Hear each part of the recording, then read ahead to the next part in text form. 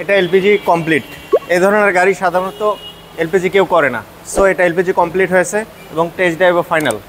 Next এটা হচ্ছে Axio, এগুলো সবসময় এলপিজি করে থাকে, এটাও এলপিজি কমপ্লিট।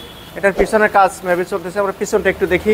এটা রিসার্ভিস হচ্ছে, অর্থাৎ আগে এলপিজি করা হয়েছিল, এখন কোনো ধরনের সমস্যা আছে কিনা চেকিংয়ের জন্য আসা হয়েছে। এটা আগে সিএনজিতে ছিল, এখন এলপিজি করা হচ্ছে। নেক্সট কী গাড়ি আছে, এটা সার্ভিস রিসার্ভিসের জন্য এসেছে।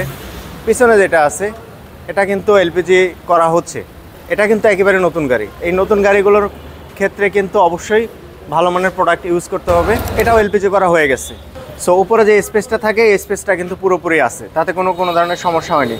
আর এই গরমে এই তাপমাত্রায় যদি নাকি আপনার গাড়ি এলপিজি না করে সিএনজি করার কথা ভাবেন, তাহলে কিন্তু নির্ঘাত অঘটন ঘটতে পারে।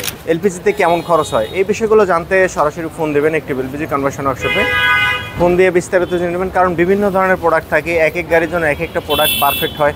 তো সেক্ষেত্রে আসলে এই বিষয়গুলো মাথায় রেখেই করতে হবে এলপিজি।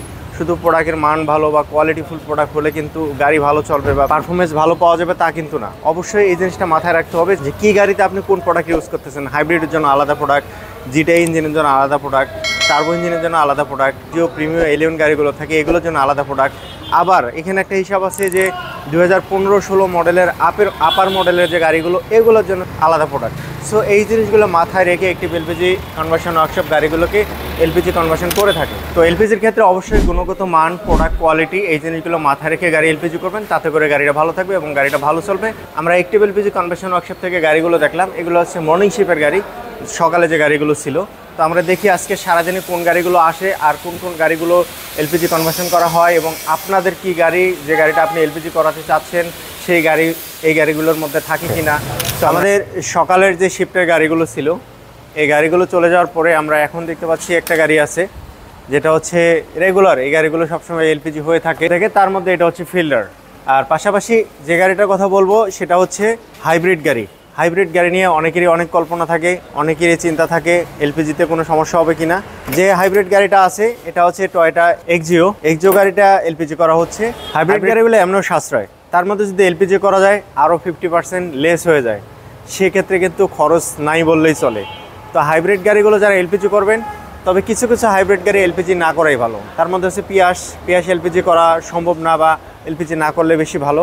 পিয়াস গাড়ির সেট আপটা এমনভাবে করা টোটালি ইলেকট্রিকের সাথে ওটার কিছুটা অপশান আছে। পিয়াস গাড়িগুলো এলপিজি না করাই ভালো, বাট এক্সিও, একুয়া এইগুলো কিন্তু খুব ইজিলি এলপিজি করা যায় এবং এলপিজিতে খুব ভালো পারফরমেন্স পাওয়া যায়। সেক্ষেত্রে আপনারা চাইলে পিয়াসগুলো এলপিজি করাতে পারেন। নেক্সট যে কথাটা বলতে চাচ্ছি, এলপিজির ক্ষেত্রে অবশ্যই একটা কথা আমি বারবারই বলি যে ডিপেন্ড করে সবসময় প্রোডাক্টের উপরে, কোন ব্র্যান্ড দিয়ে এলপিজি করতেছেন, কোন মডেলের গাড়ি, কোন ব্র্যান্ডের গাড়ি, এই জিনিসগুলো কিন্তু ম্যাটার করে। সো এই জিনিসগুলো মাথায় রেখে এলপিজি করবেন, তাতে করে গাড়িটা ভালো চলবে এবং গাড়ি ভালো থাকবে। এলপিজি করতে কেমন খরচ হয় এই বিষয়গুলো জানতে ভিডিও ডিসক্রিপশনে দেওয়া নাম্বারে অথবা ভিডিওর উপরে নাম্বারে ফোন করে বিস্তারিত জেনে নেবেন। খরচের বিষয়টা যদি বলি, অবশ্যই ফোন করে বিস্তারিত জেনে নেবেন। আর একটি এলপিজি কনভার্সন ওয়ার্কশপের লোকেশন হচ্ছে 100 fit road, Madani Avenue, Baridhara, Dhaka. Video description এবং ভিডিও উপরে নাম্বার দেওয়া আছে। এই ধরনের ভিডিও দেখতে সাথে থাকবেন, ভালো থাকবেন সবাই, সাবস্ক্রাইব করতে ভুলবেন না। আসসালামু আলাইকুম সবাইকে।